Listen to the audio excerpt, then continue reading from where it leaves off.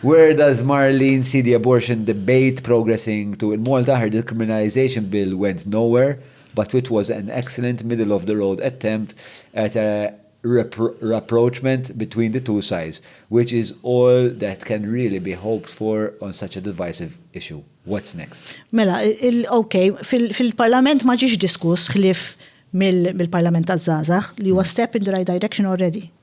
Huwa diġà. Imma nemmen li d-dibattitu sa qiegħed hemm. Jiena rrid nara li d-dibattitu ma jkunx biss dwar nagħmlux liġijiet li regolaw l-abort jew niddikriminalizzawx biss. Imma kif aħna ħanoħolqu pajjiż fejn mara jkollha l-għażla li toħroġ ilha meta triti. U kif triti.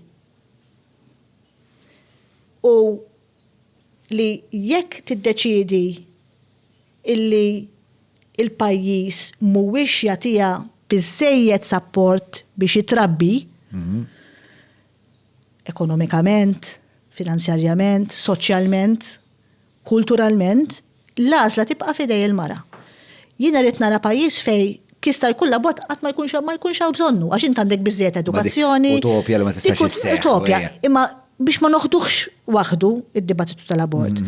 U ma jfissirx li għax inti ħadd illegalizza u tirregola, inti qed tippromovi l-abort, mhux il-każ. Mhux il-każ.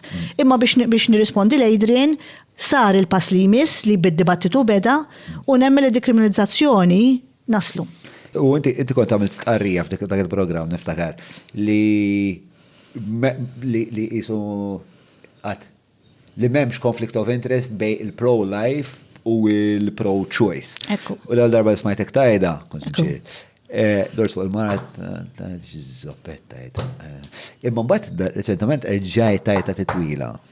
U l-argumenti jekk fimtu sew huwa li jekk inti tiddikriminalizza mela tfajla jew mara li tkun qed tikkontempla l-abort biex qed tibża li tersaq lej professjonista xa tiċċappas mal-liġi. 100%. U l-konsegwenza li ħajkollok iktar nisa li f'dak il-mument ta' dilemma ta' ħafna pressjoni ħadd jagħmlu għażliet aħjar għal fejn xajers u iktar professjonisti, social workers, terapisti. U inti tikkonkludi li l-probabilità hija li n-numru tal-aborti ħajonqos. Ekku, billi inti tuża oppressjoni maħniex innaqsu it-telf ta' ħajjiet. Jekk aħna nużaw. Għax ma tillegalizzax allura. Għax għalfejn l-istat ma jipprovdiex. Ifhem.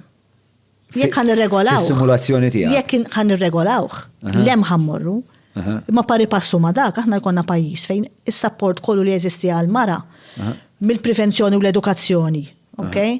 Sa wara li jkollok itfal u titrabbi għax inti t-tarbija titrabbija u mbagħad u ikun hemm konsegwenzi anke fuq mhux biss fuq il-povertà jew l-alternattiva li tgħix fiha mara u tfal, qed tifhimni?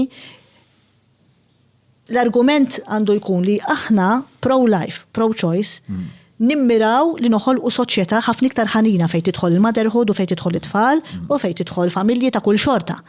Hemm iridu morru u hemm ħannaqsu aħna it-telf ta' ħajjiet, mhux billi biex nippruvaw nostru, mhux billi nippruvaw noppressaw u niġġudikaw.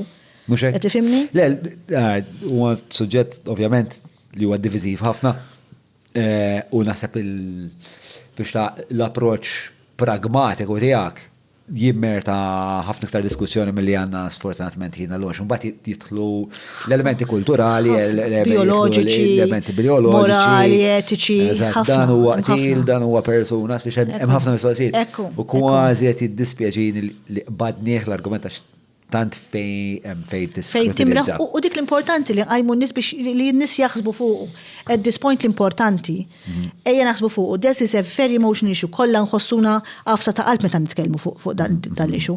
Mela ejja niddiskutu, ejja naraw x'inhu l-aħjar, imma lan għandu jibqa' wieħed li aħna noħolqu tant soċjetà aħjar u healthy li tħobb u ħanina mal-nisa, mat-tfal u ma' kulħadd, mal-familji, illi l-abort vera jkun jekk isir a very last resort.